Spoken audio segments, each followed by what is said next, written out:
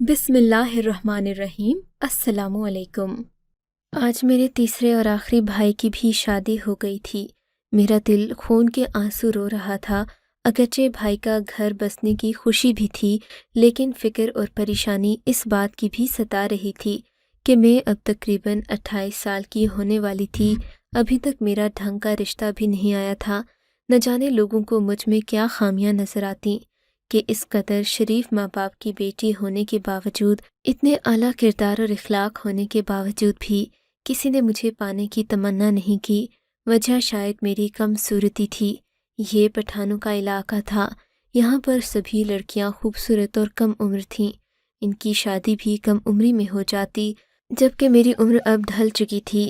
तालीम भी कुछ ख़ास न थी और शक्ल सूरत भी मामूली थी। मेरे माँ बाप मेरे बारे में बहुत परेशान थे। इसी सब में मेरे भाइयों की शादियां हो गईं। मेरे 3 भाई थे और तीनों के तीनों अपने घर बसा चुके थे। आज मेरे आखिरी भाई की शादी थी। मेरी आने वाली भाभी तकरीबन 23 साल की थी। उसे इस कदर सजा सवरा देखकर मेरा दिल खून के आंसू रोने लगा।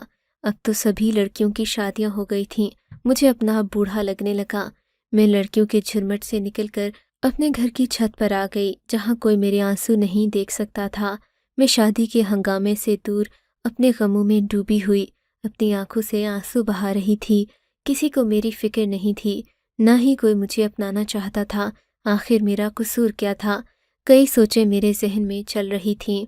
आंसू मेरी आंखों से टप टप गिर रहे थे। यहाँ तक कि मगरिब से रात हो गई, कोई मुझे लेने ऊपर भी नहीं आया। मैंने 1-2 बार जाकर देखा, महफिल में मेरी कोई कमी न थी। हालांकि भाइयों की शादियों में बहनें हमेशा आगे आगे रहती हैं। किसी ने मेरा पूछा तक नहीं। तब किसी की भी तवज्जो ना पाकर मैं वापस छत पर आ गई। रात के बज चुके थे। मैं यहीं बैठी अपने नसीब पर आंसू बहा रही थी। मेरी आंखें रो रो कर लाल हो चुकी थीं। रात का वक्त हो गया था। मुझे अब नीचे जाकर सोना था, लेकिन इन लाल आंखों के साथ मैं किसी के सामने भी जाती तो हर कोई बातें बनाता। मैं चुपचाप वहीं बैठी रही, यहाँ तक कि आधी रात गुजर गई। रात भर मुझे कोई लेने नहीं आया। यहाँ तक कि फजर की आज़ान होने लगी। मैंने अल्लाह से दुआ की कि वो मेरा नसीब अच्छा करे। इस सब से फारिग होकर मैं नमाज पढ़ने नीचे आ ही रही थी कि सीढ़ियों पर किसी की हल्की सी आहट महसूस हुई। ना चाहते हुए भी मैं रुककर खड़ी हो गई। नहीं चाहती थी कि मेरी लाल आंखें कोई और देख ले। तभी मेरी नज़र भाभी पर पड़ी, जो सुबह सवेरे ही छत की तरफ आ रही थीं। उन्हें देखकर मेरा गम दोगुना हो गया। मैंने कुछ कहा तो नहीं, मगर मेरा दिल चाह रहा था कि मैं इनका सामना ना करूं। भाभी भी अपनी ही धुन में मगन ऊपर की तरफ आ रही थी अपनी ही धुन में मगन ऊपर की तरफ आ रही थी। कुछ सोचकर मैं वहीं खड़ी हो गई। फिर भाभी जल्दी से छत पर आई और इधर उधर देखने लगी, जैसे किसी को ढूंढ रही हूँ। मैंने जो उनको यूं देखा तो मुझे हैरत सी हुई। इस वक्त सुबह सवेरे एक दिन की दुल्हन आखिर क्या ढूंढ रही है? तब इनकी नज़र मुझ पर पड़ी तो वो चौंक गईं। अरे तुम यहाँ खड़ी हो, मैं तो तुम्हें ही ढूंढ रही थी। भाभी ने अपनी घबराहट पर काबू पाते हुए कहा। क्या मतलब भाभी, आप मुझे क्यों ढूंढेंगी? मैंने उनसे मशकूक लहजे में पूछा तो हंसकर बोली, अरे मैं अपनी नंद को नहीं ढूंढूंगी तो फिर किसे ढूंढूंगी? मुझे तुम रात को भी नजर नहीं आई, इसीलिए मेरा दिल परेशान हो रहा था। भाभी की बात सुनकर मुझे शक सा हुआ। हालांकि भाभी ने मुझे एक नज़र भी देखा नहीं था। फिर वो तो बाकी रस्मों में मसरूफ़ थीं, उन्हें मेरे आने की खबर भी कैसे हो सकती थी? खैर मैंने उनकी बात का कोई जवाब नहीं दिया। फिर कहने लगी, मुझे भी सुबह सवेरे हवा खाना बहुत पसंद है, लेकिन मैं तन्हाई पसंद हूँ। अगर तुम नाराज़ न हो तो तुम नीचे चली जाओ, मैं कुछ वक्त यहाँ गुजारना चाहती हूँ। मैं उनकी बात सुनकर नीचे जाने ही लगी थी कि मुझे सीढ़ियों से रोक लिया और बोली, सुनो, मैं गलती से अपना फ़ोन साथ ले आई, इसकी चार्जिंग कम है, तुम मेरा फ़ोन चार्जिंग पर लगा देना, और हाँ, नाश्ते के लिए मुझे बुला लेना। भाभी लापरवाही से छत पर बैठकर चढ़ते सूरज को देखने लगीं।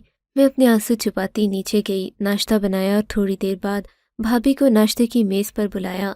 भाभी बहुत खुश लग रही थीं, लेकिन शायद उन्हें मेरे दुख का एहसास भी हो गया था। मैंने थोड़े ही दिन में उनसे दोस्ती कर ली। भाभी हम सब में घुल मिल गई थीं। वो खुलकर बातें करती, लेकिन अक्सर उनकी आंखों में एक उदासी सी नजर आती, जैसे वो मुझसे कुछ छुपाने की कोशिश कर रही हूँ। मैंने सोचा بھابھی کا غم کھولنے سے پہلے مجھے انہیں اپنا راز بتانا چاہیے تاکہ وہ بھی مجھ پر اعتبار کرے۔ اپنے دل کا حال بیان کر دیا۔ یہ سن کر بھابھی تو جیسے تڑپ اٹھیں۔ ارے میری پیاری بہن، تو روتی کیوں ہے؟ میرے ہوتے ہوئے تجھے کسی چیز کی فکر کرنے کی ضرورت نہیں۔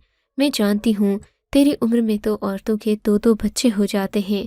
اب میں تیری شادی کے لیے دل سے کوشش کروں گی، لیکن اس کے لیے ایک شرط ہے۔ بھابھی نے پراسرار لہجے میں کہا۔ وہ کیا؟ میں نے سنبھل کر پوچھا۔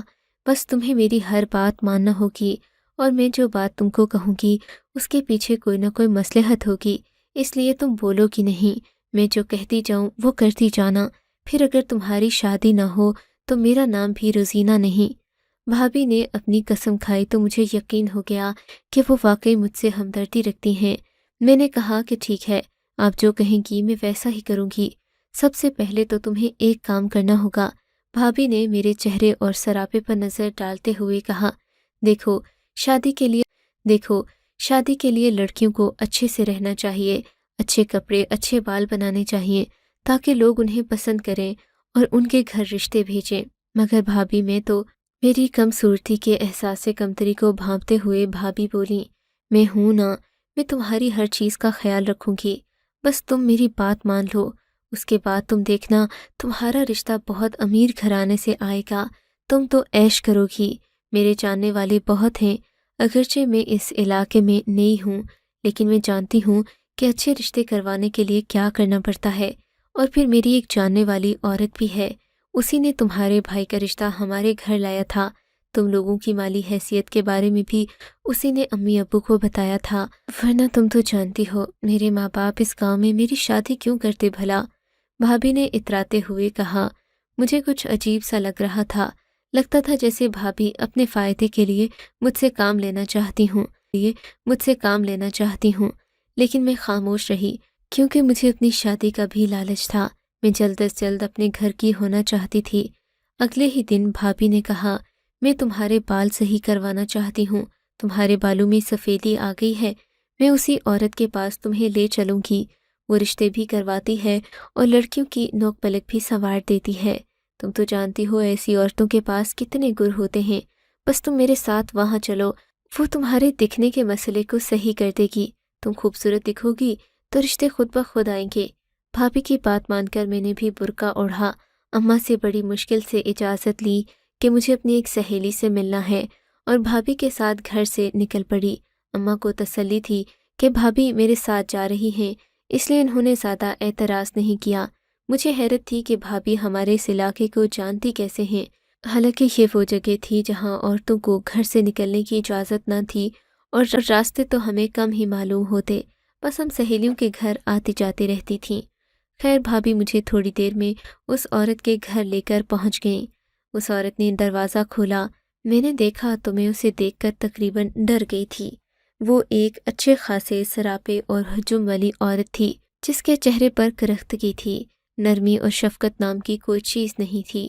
اس نے ہمیں اپنے گھر بٹھایا۔ بھابھی نے میرے سامنے اس سے کوئی بات نہیں کی، مجھے کمرے میں بٹھا کر وہ خود دوسری طرف چلی گئی۔ میں انتظار کرنے لگی کہ کب وہ عورت آئے گی اور میرے بال بنائے گی تاکہ میں خوبصورت دکھ سکوں، مگر کافی دیر انتظار کرنے کے باوجود بھی جب بھابھی نہ آئیں تو میں تنگ ہو کر اٹھ کھڑی ہوئی۔ دیکھا تو دوسری طرف سے بھابھی غصے میں لال چہرہ لیے میری طرف آ رہی تھیں۔ ارے بہن چلو یہاں سے، اس عورت کے تو دماغ ہی ٹھکانے نہیں ہیں، مجھ سے 2000 روپے مانگ رہی ہے، کہتی ہے تمہاری نند کو اچھا جو اس کے رشتے کی کوشش بھی کروں گی، مجھے اس سے کوئی کام نہیں کروانا۔ بھابھی نے کہا اور میرا ہاتھ پکڑ کر کھینچنے لگی۔ مجھے بہت برا لگا۔ پہلے تو بھابھی مجھے یہاں کس امید سے لائی تھیں، اور اب اچانک مجھے یہاں سے چلنے کا کہہ رہی تھیں۔ وہ عورت بھی غصے میں بپھری ہوئی آئی اور مجھ سے کچھ کہنا ہی چاہتی تھی کہ بھابھی مجھے یہاں سے لے کر رفو چکر ہو گئیں۔ میں بہت پریشان تھی، میرا دل دھک دھک کر رہا تھا۔ اس عورت کا گھر عجیب سا تھا، ہم لوگ اس علاقے میں رہتے ہوئے بھی اس سے پہلے یہاں کبھی نہیں آئے تھے۔ میرا بس چلتا تو میں بھابھی سے کہتی کہ یہ رشتہ کروانے کا کون سا طریقہ ہے کہ ایک جوان لڑکی کو لے کر تم ایک ایسی انجان عورت کے گھر چلی گئی جس کے بارے میں کچھ اتا پتہ نہیں تھا۔ لیکن اس سے پہلے کہ میں کوئی بات کرتی، ہم جلدی گھر کے قریب پہنچ گئے۔ بھابھی نے مجھے سختی سے منع کر دیا کہ میں اس بارے میں کسی سے ذکر نہ کروں ورنہ بہت برا ہوگا۔ وہ ساری ذمہ داری لے چکی ہیں، سو میں انہیں دوں۔ گھر پہنچ کر میں اپنے کاموں میں مصروف ہو گئی۔ اماں نے مجھ سے کوئی بات نہیں کی، لیکن تھوڑی دیر بعد بھیا گھر آ گئے۔ دیکھا تو ان کے چہرے پر بل پڑے تھے، وہ بہت غصے میں لگ رہے تھے۔ بھائی کیا ہوا، کوئی بات ہوئی ہے کیا؟ میں نے اٹک اٹک کر پوچھا۔ تم دونوں آج کہاں گئی تھیں؟ بھائی کے چہرے پر غصے کے آثار دیکھ کر میں سہم گئی۔ تب بھابھی نے الٹا سارا الزام مجھ پر ڈال دیا۔ کہنے لگیں تمہاری بہن نے کسی سہیلی سے ملنا تھا، ہم ادھر ہی گئے تھے۔ بھائی نے مجھے عجیب نظروں سے دیکھا، جیسے وہ ساری حقیقت جانتے ہوں، اور پھر خاموش ہو گئے۔ میرا بھی دل کسی سوکھے پتے کی طرح کانپ رہا تھا۔ 2-3 دن اسی طرح گزر گئے۔ میں بھابھی سے سخت ناراض تھی کہ انہوں نے میری بات فوراً بھیا کو بتا دی، میری لاج بھی نہ رکھی۔ ان 2 دنوں میں بھابھی نے بھی مجھ سے کوئی بات نہیں کی، وہ اپنے ہی آپ میں مگن رہتی۔ پھر تیسرے دن آ کر مجھ سے معافی مانگنے لگیں۔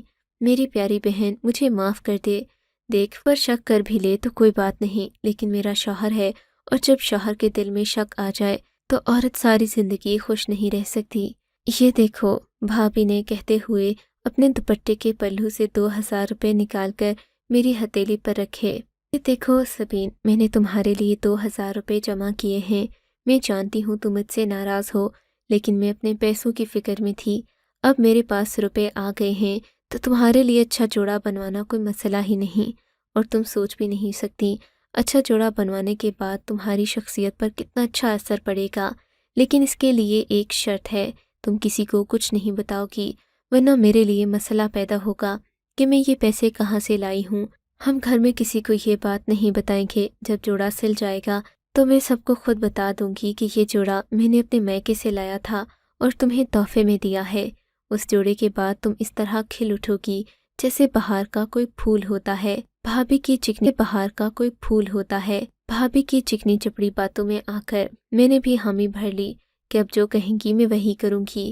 2-3 دن گزرے تو اماں لوگوں کو کوئی مجبوری پڑ گئی، ہمیں ہسپتال جانا تھا، لیکن میں نہیں گئی۔ دراصل میری تائی امی کی طبیعت بری طرح متاثر ہو گئی تھی، انہیں دیکھنے سب ہسپتال گئے۔ بھابھی نے مجھے منع کر دیا، اور پھر امی بھابھی کو ویسے بھی کہیں نہ جانے دیتی تھیں کہ گھر کی ذمہ داری ہوتی ہے۔ میں نے کہا بھابھی گھر میں اکیلی ہوں گی، اس لیے میں گھر پر ہی رکوں گی۔ اماں اور بھائی میری بات سے مطمئن ہو کر مجھے بھابھی کے ساتھ اکیلا چھوڑ کر گھر سے چلے گئے۔ ان کے جاتے ہی بھابھی نے ایک عجیب بات کہی، ایک لال رنگ کی ساڑھی لا کر مجھے دی اور کہنے لگی، دیکھو یہ تم پر بہت جچے گی، تم ابھی اسے پہن کر آؤ اور مجھے دکھاؤ۔ بھابھی کی بات سن کر مجھے عجیب بھی لگا، میں نے آج سے پہلے ساڑھی نہیں پہنی تھی۔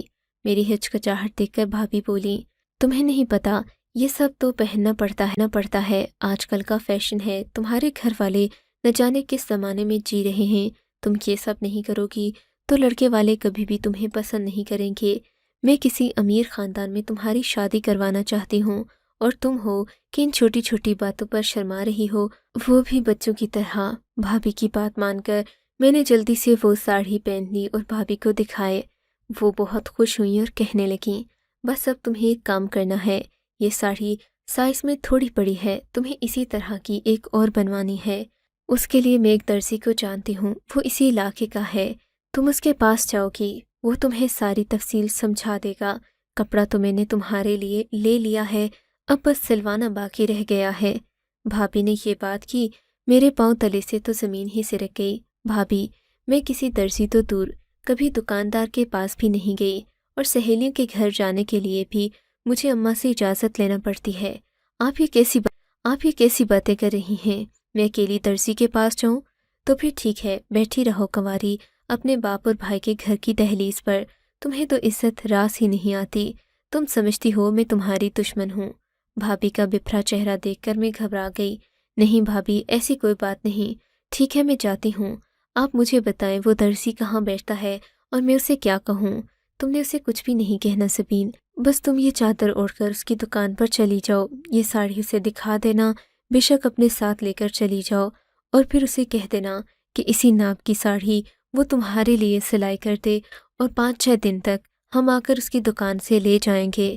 بھابھی نے یہ بات کہہ کر ایک تھیلی میرے ہاتھ میں تھما دی اور بولیں، یہ اس درزی کو دے دینا، اس میں ناپ کے کپڑے بھی ہیں اور سادہ کپڑے بھی، بس ڈیزائن یہ والا ہونا چاہیے۔ میں نے تمہارے ناپ کا جوڑا نکال لیا تھا، میں گھر میں ہوں، کوئی آیا تو بات سنبھال لوں گی، تم جا کر یہ سامان کی دکان پر پہنچا دو۔ بھابھی سے کپڑوں کا وہ تھیلا لے کر میں گھر سے نکلی۔ مجھے اس درزی کی دکان کا راستہ بھی نہیں پتہ تھا۔ میں پوچھتے پاچھتے اس درزی تک پہنچی، جس سے بھی اس کا پتہ پوچھتی وہ مجھے عجیب نظروں سے دیکھتا۔ لیکن بھابھی کی بات مجھے یاد تھی، میں اپنے رشتے کے لیے خود ہی کوشش کرنا چاہتی تھی۔ میرے ماں باپ نے آج تک سنجیدگی سے شاید میرے بارے میں سوچا ہی نہیں تھا۔ دکان پر پہنچ کر میں نے اس دکاندار کو ایک ہی سانس میں ساری کہانی سنا دی۔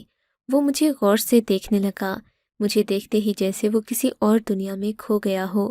کی محویت دیکھ کر مجھے عجیب سا لگا۔ پھر اس نے مجھ سے وہ تھیلا لے لیا جس میں بھابھی نے کچھ کپڑے رکھے تھے، اور میں نے وہ ساڑی بھی اسے دے دی۔ کہنے لگا، تمہارا جوڑا آج رات تک سل جائے گا، پریشان نہیں ہونا، میں سب صحیح کروں گا۔ میں وہ تھیلی تھما کر گھر آ گئی۔ دل میں خوشی بھی تھی کہ بغیر کسی مسئلے کے میں گھر واپس پہنچ گئی۔ گھر پہنچی تو بھابھی بے کر رہی تھیں۔ میں نے انہیں ساری بات من و ان بتا دی اور کہا کہ رات تک وہ کپڑے سلائی کر دے گا، لیکن میں 2-3 دن بعد جا کر لے آؤں گی، ایسا نہ ہو مجھے آتا جاتا دیکھ کر لوگوں کو مجھ پر شک ہو۔ بھابھی نے میری بات سے اتفاق کیا اور بولی، 2-3 دن بعد میں خود تمہارے ساتھ چلوں گی، ہم وہ کپڑے جا کر لے آئیں گے، اور پھر میں اس رشتے والی عورت سے دوبارہ بات کروں گی۔ اب تو میرے پاس پیسے بھی ہیں، میں اسے پیسے دوں گی تو وہ فوراً تمہارے لیے اچھا سا رشتہ لے آئے گی، بس تم نے اسے متاثر کرنا ہے۔ اچھے کپڑے پہن کر مطمئن ہو کر میں اپنے کاموں میں لگ گئی۔ رات بھر خوشی سے مجھے نیند نہیں آئی۔ صبح ہونے سے پہلے مجھے اپنے بھائی کی آواز آئی جو اماں سے اونچی آواز میں بات کر رہا تھا۔ میں ڈر گئی، کہیں بھائی کو میرے بارے میں پتہ نہ چل گیا ہو۔ مارے ڈر کے میں باہر ہی نہیں گئی۔ تھوڑی دیر تک اماں خود ہی میرے کمرے میں آ گئیں، کہنے لگیں، ناشتہ بنا دو، تمہاری چہیتی بھابھی تو گھر سے غائب ہو گئی ہے۔ اماں کی بات سن کر میرے سر پر جیسے آسمان آ گرا۔ کیا مطلب اماں، یہ آپ کیا کہہ رہی ہیں؟ وہی جو تم سن رہی ہو، تمہارے بھائی کی چہیتی بیوی گھر سے بھاگ کر نہ جانے کہاں منہ کالا کرنے گئی ہے۔ اماں، بہت سخت الفاظ استعمال کر رہی ہیں آپ، سوچ سمجھ کر بولیں، کیا پتہ وہ اپنے گھر گئی ہوں۔ نہیں، ہم نے ہر جگہ پتہ کر لیا ہے، وہ کہیں پر بھی نہیں ملی۔ تمہارا بھائی اب اسے زندہ نہیں چھوڑے گا، اس نے ہم سب کو دھوکہ دیا ہے۔ خدا جانے آج کل کی عورتوں کو کیا ہو گیا ہے۔ اماں کے منہ سے یہ باتیں سن کر میرا مارے خوف کے برا حال ہو گیا۔ میں چپ چاپ بیٹھی رہی، کسی کو کچھ نہیں بتایا کہ بھابھی میرے لیے رشتے کی کوشش کر رہی تھیں۔ اپنا آپ مجرم لگ رہا تھا، کہیں بھابھی میری وجہ سے تو اذیت میں نہیں مبتلا ہو گئی۔ میں یہ سوچنے لگی اور شاید ساری زندگی سوچ سوچ کر احساس جرم میں مبتلا رہتی کہ اگلے ہی دن بھائی کو ان کے ایک دوست نے فون کیا۔ وہ پشاور رہتا تھا۔ ویسے تو بھائی کا یہ دوست ٹرکوں وغیرہ کا کام کرتا تھا، لیکن اسمگلنگ سے بھی اس کا خاصا پالا پڑتا رہتا تھا۔ بھائی اس سے زیادہ بات چیت نہیں کرتے تھے، لیکن وہ بھائی کی بہت عزت کرتا تھا۔ شکیل نے میرے بھائی کو بڑے دن بعد فون کیا اور کہنے لگا، تمہارے گاؤں سے ایک لڑکا اور لڑکی یہاں رہنے کے لیے آئے تھے۔ لڑکا اس کے ساتھ مخلص نہ تھا، اس نے اسے بازار میں جا کر بیچ دیا۔ لڑکی بہت خوبصورت تھی، میرا من کر رہا تھا کہ اسے خرید لوں، پھر سوچا تمہارے گاؤں کی ہے تو تم سے ایک بار رائے لے لوں۔ بھائی نے یہ بات سنی تو ان کا سر شرمندگی سے جھک گیا۔ ہمارے گاؤں سے غائب ہونے والی عورت کوئی اور نہیں، صرف اور صرف ہماری بھابھی تھی، باقی کسی گھر سے ایسی کوئی خبر سننے کو نہیں ملی تھی۔ بھائی نے شکیل سے رابطہ ختم کر دیا اور اس سے دوبارہ کبھی بات نہیں کی، نہ ہی اسے گھر آنے کی دعوت دی۔ بھائی گاؤں میں اپنی بدنامی نہیں چاہتے تھے، انہوں نے شکیل سے رابطہ بھی نہیں کیا اور نہ ہی میری بھابھی کے کوئی معلومات حاصل کی۔ 2 سال بعد اماں نے بھائی کی دوسری شادی کر دی۔ میرا بھی رشتہ ایک معقول جگہ پر ہو گیا، لیکن آج سوچتی ہوں کہ بھابھی نے اپنا گھر بھی برباد کیا اور اپنے ناجائز خواہشات کو پورا کرنے کے لیے مجھے بھی استعمال کیا۔ اگر انہیں درزی سے رابطہ رکھنا ہی تھا تو وہ کوئی اور ذریعہ اپناتیں، لیکن انہوں نے مجھے جھوٹی امید اور آس دلا کر میرے بھائی کے حق میں خیانت کی۔ یہی وجہ ہے کہ آج تک میں بھابھی سے پورے دل سے نفرت کرتی ہوں اور میں انہیں کبھی معاف نہیں کروں گی۔ آپ کو اگر یہ کہانی اچھی لگی ہے تو اس ویڈیو کو لائک کیجیے اور اس طرح کی مزید کہانیاں سننے کے لیے ہمارے چینل کو ضرور سبسکرائب کیجیے۔ کہانی سننے کا شکریہ۔ آپ سے ملاقات ہوگی اگلی ویڈیو میں، تب تک کے لیے اللہ حافظ۔